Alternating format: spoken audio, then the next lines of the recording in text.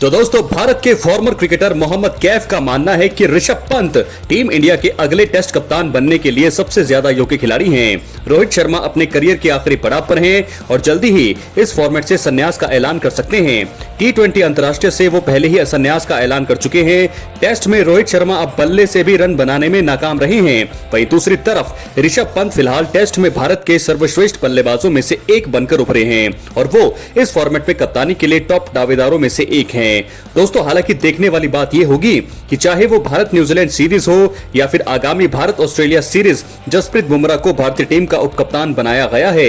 लेकिन ऋषभ पंत सितंबर में सबसे लंबे फॉर्मेट में वापसी के बाद से शानदार फॉर्म में दिख रहे हैं और हाल ही में न्यूजीलैंड के खिलाफ 6 पारियों में 261 रन के साथ सीरीज के सबसे ज्यादा रन बनाने वाले खिलाड़ी रहे।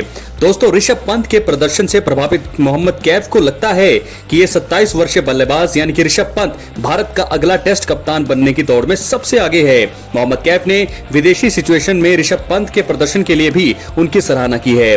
साथ ही ये भी बताया है कि भारतीय पिचों पर भी ऋषभ पंत अच्छी बल्लेबाजी करने में सक्षम है। दोस्तों, उन्होंने कहा, मौजूदा टीम में से सिर्फ ऋषभ पंत ही टेस्ट कप्तान बनने की दौड़ में है। वो इसके योग्य है। जब भी खेलने उतरते हैं भारतीय टीम को सामने रखते हैं। वो जिस भी नंबर पर खेलने आते हैं वो मैच जिताऊ पारी खेलने के लिए तैयार रहते हैं। उन्होंने सभी तरह के हालात में रन बनाए हैं, चाहे वो इंग्लैंड हो, ऑस्ट्रेलिया हो या दक्षिण अफ्रीका, चाहे कोई भी देश हो। उन्होंने हर सिचुएशन में रन बनाए हैं, चाहे गेंद खूब सीम हो रही हो या स्पिन। वो एक पूर्ण बल्लेबाज हैं। दोस्तों, मोहम्मद कैफ ने ऋषभ पंत के विकेट कीपिंग की भी प्रशंसा की। उनकी आक्रामक बल्लेबाजी का सामने वाली टीम पर प्रभाव का भी खुलासा किया। उन्होंने कहा, जब ऋषभ पंत अपना आखिरी टेस्ट मुकाबला खेल रहे होंगे तो वो एक महान खिलाड़ी के रूप में संन्यास लेंगे। उन्होंने दिखाया है कि उनकी कीपिंग में काफी सुधार हुआ है। जब तक वो क्रीज पर थे न्यूजीलैंड ने चैन की सांस नहीं ली। इसलिए मेरा मानना है कि यदि आप भविष्य के कप्तान की तलाश कर रही हैं तो ऋषभ पंत रोहित शर्मा के उत्तराधिकारी होने के हकदार हैं, खासकर टेस्ट क्रिकेट में। दोस्तों, वहीं आपको बता दें कि अपनी वापसी के बाद से ऋषभ पंत घरेलू सत्र के सबसे अधिक रन बनाने वाले खिलाड़ी रहे हैं। उन्होंने 10 पारियों में 46 की औसत और 86 के स्ट्राइक रेट से 422 रन बनाए हैं। इसमें 3 अर्धशतक और 1 शतक भी शामिल है। दोस्तों, अपनी बल्लेबाजी कौशल उन्होंने साबित कर दी है। टेस्ट में धोनी के साथ एक भारतीय विकेटकीपर द्वारा संयुक्त रूप से सबसे अधिक शतक उन्होंने लगाए हैं। वो अब टीम इंडिया के साथ ऑस्ट्रेलिया दौरे पर भी दिखाई देंगे। फिलहाल दोस्तों, आपको बता दें कि मुझे भी ऐसा लगता है कि रोहित शर्मा के बाद भारत का टेस्ट कप्तान होना चाहिए ऋषभ पंत, क्योंकि चाहे वो भारतीय पिचें हों चाहे विदेशी पिच हों, हर जगह ऋषभ पंत ने ही सबसे ज्यादा रन यहां पर बनाए हुए हैं। ऋषभ पंत जैसा खिलाड़ी एक एक्स फैक्टर साबित होता है, हमने देखा है। क्योंकि न्यूजीलैंड के साथ तीसरा टेस्ट मुकाबला आप सभी ने देखा होगा, मुंबई टेस्ट, दोनों ही पारियों में ताबड़तोड़ उन्होंने बल्लेबाजी करी, आक्रामक बल्लेबाजी करी। उन्होंने पहली पारी में भी 60 रन बनाए और दूसरी पारी में भी 64, और वो भी तेजी से आक्रामक बल्लेबाजी करते हुए ऋषभ पंत ने न्यूजीलैंड के गेंदबाजों को हैरान कर दिया। यह देखने वाली बात थी, क्योंकि मोहम्मद कैफ का भी मानना यही है कि ऋषभ पंत जब तक क्रीज पर थे तब तक न्यूजीलैंड के फील्डर हो चाहे गेंदबाज हो, कोई भी चैन की सांस नहीं ले रहा था, क्योंकि इतनी आक्रामकता से ऋषभ पंत बल्लेबाजी कर रहे थे, दबाव बना रहे थे न्यूजीलैंड के गेंदबाजों पर। तो रोहित शर्मा दोस्तों, आपको बता दें कि पूरी ही सीरीज में खराब प्रदर्शन उनका रहा है। रोहित शर्मा बल्लेबाजी में पूरी तरह से नर्वस और पूरी तरह से खामोश दिखाई दिए हैं। दोस्तों, ऐसे में मेरा मानना भी यही है कि भारतीय पिचों पर जब न्यूजीलैंड की टीम अभी भारत दौरे पर आई थी और भारत को 3-0 से हराकर गई, लेकिन सिर्फ ऋषभ पंत ही मुझे ऐसे खिलाड़ी दिखे जब तक उन्होंने बल्लेबाजी करी, न्यूजीलैंड के गेंदबाजों को डराकर रखा।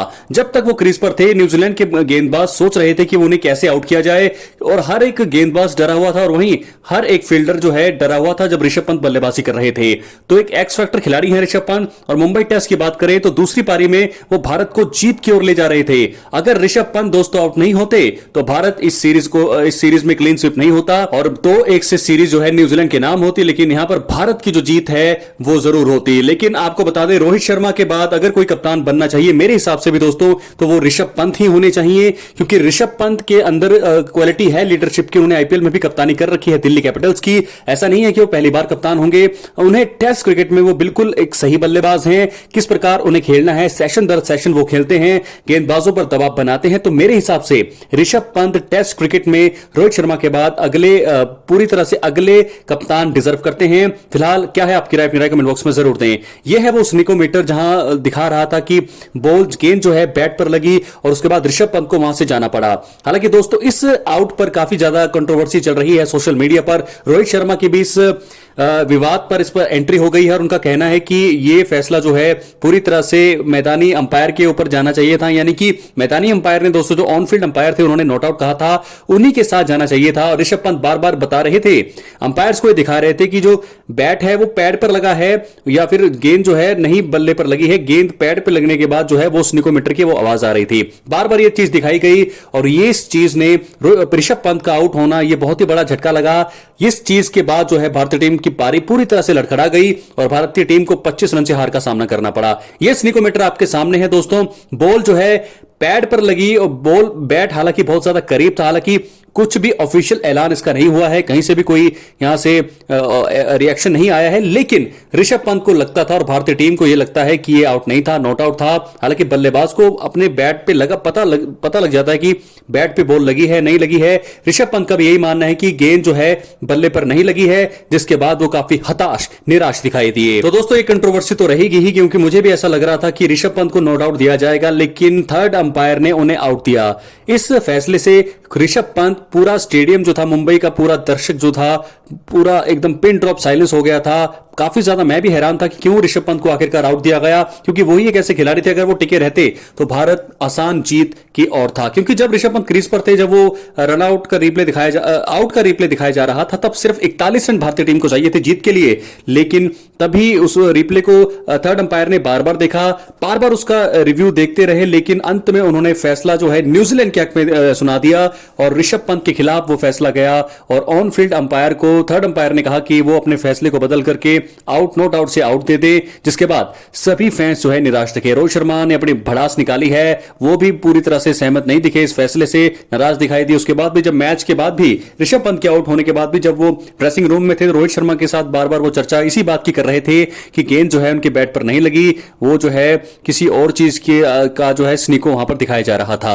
आपकी राय कमेंट बॉक्स में जरूर दें। क्या ऋषभ पंत दोस्तों आउट थे या फिर नहीं, या बेईमानी हुई है ऋषभ पंत के साथ नाइंसाफी? क्योंकि ऋषभ पंत अगर होते तो कमाल की बात है, भारत जो है इस टेस्ट मैच को हार ही नहीं सकता था। क्योंकि वॉशिंगटन सुंदर का लास्ट में जो वो शॉट गया, वॉशिंगटन सुंदर उनका साथ दे सकते थे। 40 रन चाहिए थे जब ऋषभ पंत क्रीज पर थे और उनके आउट होते ही 25 रन से भारत को हार का सामना करना पड़ा।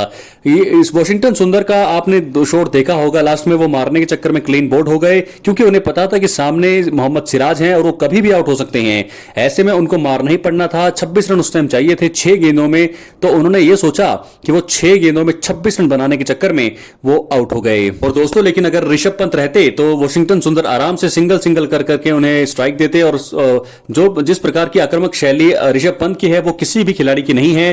तो ऐसे में ऋषभ पंत का आउट होना पूरी तरह से न्यूजीलैंड के हक में गया और न्यूजीलैंड इस मुकाबले को जीतकर व्हाइट वॉश कर दिया है। उन्होंने भारत को 3-0 से दोस्तों हरा दिया है। भारत को बहुत ही बड़ी और शर्मनाक हार है। अपनी राय कमेंट बॉक्स में जरूर दें। दोस्तों चैनल पर नए हैं, चैनल को सब्सक्राइब करके रखें, एक्टिव रहें प्लीज, क्योंकि आपको यहीं पर हर प्रकार की भारतीय क्रिकेट से जुड़ी हुई तमाम जानकारी मिलेगी। प्लीज सपोर्ट करें, एक्टिव रहें। बहुत बहुत धन्यवाद।